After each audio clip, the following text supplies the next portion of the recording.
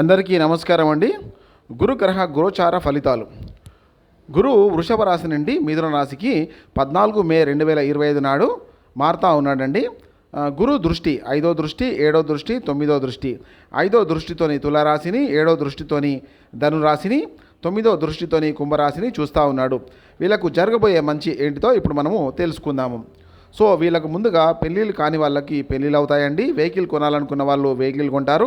సంతానం కోసం ఎన్నో రోజులుగా చూస్తూ ఉన్నాం సార్, మాకు సంతానం కలగట్లేదు అన్న వాళ్ళకి ఇప్పుడు సంతానం కలిగే ఒక అద్భుతమైన టైం అని కూడా చెప్పుకోవచ్చండి. వీళ్ళు ఏదన్నా ల్యాండ్ కానీ లేదా ఫ్లాట్ కానీ వీళ్ళు కొనగలుగుతారండి. ఇంకొకటి ఏదైనా కొత్త ప్రాజెక్ట్ వీళ్ళు చేపడితే అది సక్సెస్ అవుతుంది.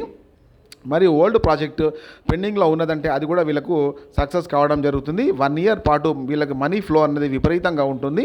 వీళ్ళ అకౌంట్లో ఎప్పుడు ఫుల్ ఉంటుందండి, అమౌంట్ ఎప్పుడైనా ఫుల్ ఉంటుంది. వీళ్ళకి ఏమైనా అప్పులు ఉంటే ఈ టైంలో మొత్తం అప్పులన్నీ తీరిపోయే అవకాశం ఉంటుంది. వీళ్ళు ఏమైనా బంగారము తాకట్టు పెడతారు కదండి, బ్యాంకులో కానీ బయట కానీ, ఆ బంగారం మళ్ళీ తిరిగి ఇంటికి వచ్చే ఒక అద్భుతమైన టైం అని మనము చెప్పవచ్చండి. ఇంకొకటి వీళ్ళు జాబ్ కోసం ఎదురు చూస్తారు కదండి, గవర్నమెంట్ జాబ్ కానీ ప్రైవేట్ జాబ్ కానీ ఇప్పుడు వచ్చే అవకాశం ఉంది.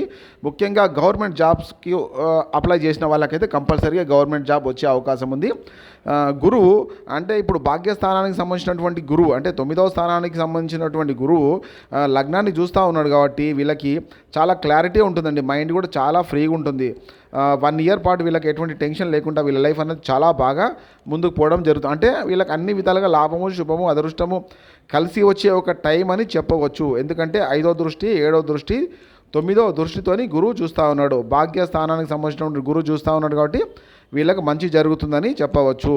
లైక్ చేయండి, షేర్ చేయండి, సబ్స్క్రైబ్ చేయండి. థ్యాంక్ యూ అండి. Thank you for watching.